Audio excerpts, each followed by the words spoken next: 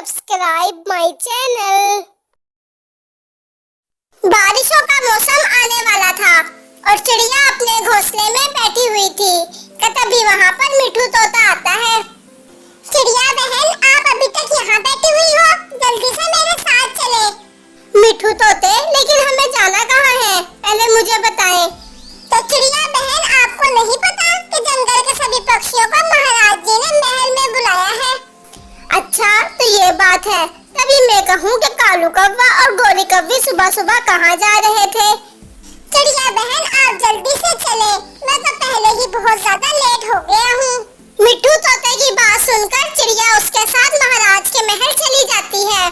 पक्षियों, मैंने एक मुकाबला रखा है और उस मुकाबले में लकड़ी का घर बनाना है। जो पक्षी सबसे ज्यादा मजबूत लकड़ी का घर बनाएगा उसको इनाम में एक फसल से भरा हुआ खेत दिया जाएगा। महाराज जी, हम सब इसमें हिस्सा जरूर लेंगे और मजबूत घर बनाएंगे। ठीक है, एक हफ्ते बाद मैं आपके घर देखने आऊँगा। महाराज की ये बात सुनकर सभी पक्षी बहुत ज्यादा खुश होते हैं और वहाँ से चले जाते हैं। महाराज जी, मुझे तो ये मुकाबला थोड़ा अजीब सा ही लग रहा है। मैंने ये मुकाबला इनाम जीतने के लिए नहीं रखा, बल्कि मैं ये चाहता हूँ कि जंगल के हर पक्षी के पास लकड़ी से बना हुआ मजबूत घर हो और सब तेज बारिश और तूफान से सुरक्षित रहें। बस कालू जी, बस थोड़ा सा आराम कर लेते हैं, मैं बहुत थक गई हूँ। गोरी, क्या तुम्हें फसल से भरा हुआ खेत नहीं चाहिए जो इतनी जल्दी हार मान गई हो? चाहिए ना कालू जी, वो खेत तो मुझे ही चाहिए। अगर इनाम जीत गए तो हमारे बच्चों के बच्चों को भी भोजन की समस्या नहीं होगी। गोरी, ख्वाब तो इतने बड़े बड़े देख लिए हैं तुमने और अभी तक घर बनाने की एक लकड़ी भी जमा नहीं हुई। जल्दी से उठो वरना सारी लकड़ियां खत्म हो जाएंगी। कालू जी, हम दो हैं और वो चिड़िया और तोता तो अकेले अकेले हैं, तो सबसे पहले घर तो हमारा ही बनेगा। गोरी, ये मत भूलो कि वो कितने मेहनती हैं। वो एक भी हम दो के मुकाबले में ज्यादा हैं। और फिर वो दोनों लकड़ियां लेने चले जाते हैं और चिड़िया भी लकड़ियां जमा करना शुरू कर देती है और शाम तक चिड़िया लकड़ियां इकट्ठी कर लेती है और फिर कालू कौवा और गोरी भी लकड़ियां इकट्ठी कर कर ले आते हैं।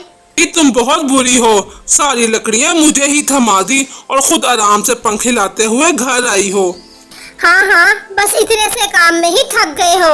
और एक वो चिड़िया है जो सारा काम अकेले ही करती है, कुछ सीखो उस चिड़िया से। हाँ गौरी, सब कुछ मुझे ही सीखने की जरूरत है।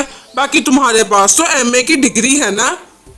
बस बस, अब भोजन खाकर सो जाते हैं और घर बनाने का काम कल से शुरू करेंगे।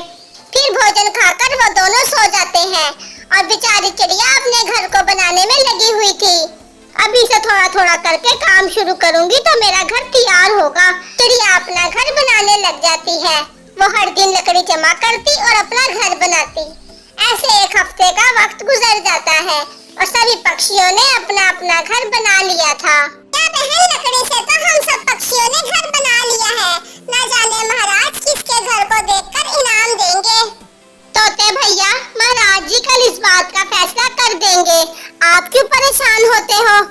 ठीक है चिड़िया, मैं चलता हूँ, मुझे अपने घर में कुछ काम करना है। और फिर वो वहाँ से चला जाता है और फिर उसकी नजर कालू कौवे और गोरी कौवी के घर पर पड़ती है। वो दोनों लड़ रहे थे। कालू जी, तुमने ये कैसा घर बनाया है? अभी से इसकी लकड़ियाँ हिलती हैं। गोरी, मैं क्या करूं, जैसा मुझे आता था वैसा मैंने घर बना लिया। अगर तुम्हें इससे अच्छा घर बनाना आता है तो तुम बना लो, मेरे से मत लड़ो। गोरी, घर बनाने में कालू की कोई गलती नहीं है। आपने गली हुई लकड़ी से घर बनाया है तो ये मजबूत कहाँ से बनेगा? अब आप तो इनाम के बारे में भूल ही जाओ। ऐसा कहकर तोता वहाँ से चला जाता है और गोरी कौवी को तो बहुत ज्यादा गुस्सा आ रहा था। कालू जी, अब घर तो हम दोबारा बनाने से रहे और इस कमजोर घर से हमें इनाम कभी भी नहीं मिलेगा, इसलिए मैंने अब कुछ सोचा है। जल्दी बताओ गोरी, क्या सोचा है? कालू जी, चिड़िया को उसके घर से निकाल देते हैं और हम वहाँ रहते हैं और फिर महाराज जी सोचेंगे कि वो घर हमने ही बनाया है। हाँ गोरी, ये एकदम सही रहेगा।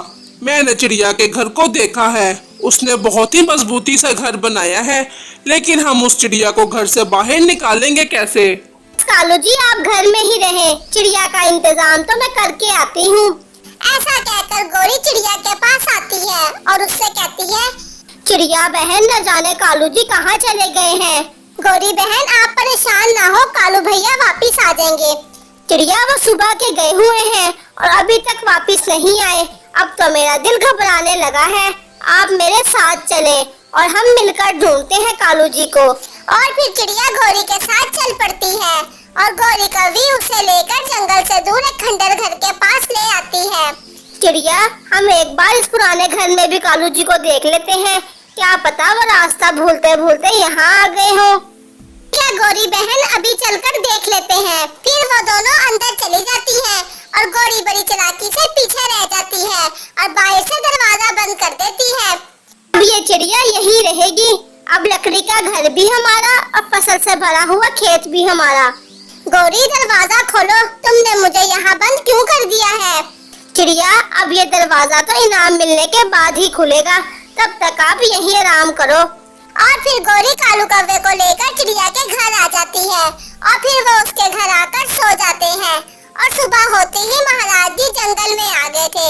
सभी पक्षियों ने अपना अपना घर दिखा रहे थे, लेकिन महाराज को किसी का घर भी पसंद नहीं आ रहा था।